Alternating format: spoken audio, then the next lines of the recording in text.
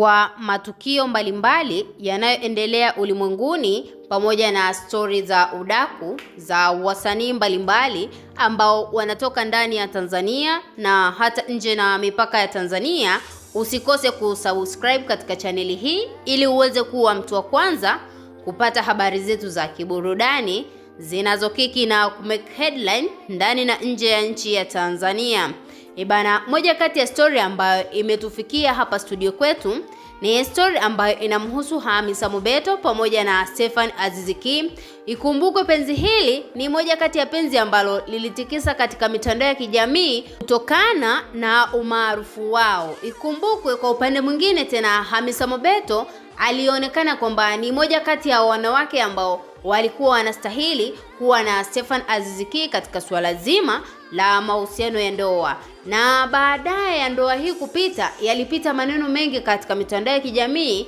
ambayo yaliweza kumuonyesha kwamba Hamisa Mobeto aliweza kwenda kurubuni mali ambazo alizokuwepo nazo mchezaji huyu ambaye ni Stephen Aziz Ki, na hata hatimaye Stephen Aziz Ki kukutana na zile rumors katika mitandao ya kijamii, aliamua kwenda kusema ukweli katika peji yake ya Snapchat. Akakanusha kwamba wale wote ambao wamezusha kwamba mwanamke wake amefuata pesa kwa Stephen Aziz Ki ni kitu ambacho sio sahihi na ni taarifa ambazo sio rasmi. Na hatimaye wadau wa Stephen Aziz Ki pamoja na Hamisa Mobeto waliweza kuelewa ile statement ambayo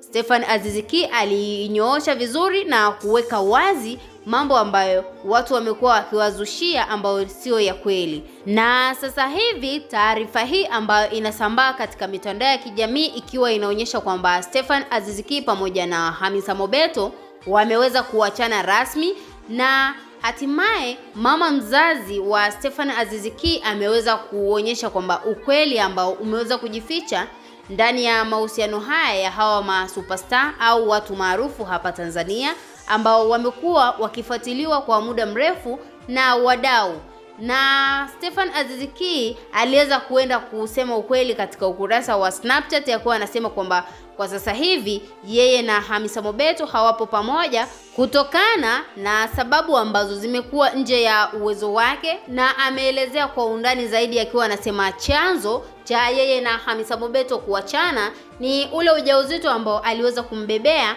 uliweza kutolewa pasipo ridhaa yake, ambao ni Stephen Aziz Ki amezungumza hivi leo akiwa anaonyesha uchafu ambao Hamisa Mobeto ameweza kufanya, na aliweza kukanusha katika umma kwamba yeye hajafanya kitu chochote. Na kama unakumbuka, karibuni kulikuwa na picha ambazo zilikuwa zikisambaa katika mitandao ya kijamii zikiwa zinamuonyesha mwanamke huyu kwamba Hamisa Mobeto ni mjamzito, na haikupita muda ikazuka tena taarifa ambayo Stephen Aziz Ki pamoja na Hamisa Mobeto wameweza kuachana rasmi. Na mama mzazi ameweza kulikazia hilo kwa sababu Hamisa Mobeto, ikumbukwe, ni mama wa watoto wawili, na licha ya kuwa na watoto wawili aliwahi kusema huko nyuma kwamba hataweza kuzaa mtoto mwingine kwa sababu anahitaji kuendelea kubakia katika muonekano ambao anaonekana sasa hivi. Na wewe kama mfuatiliaji una lipi la kumwambia Stephen Aziz Ki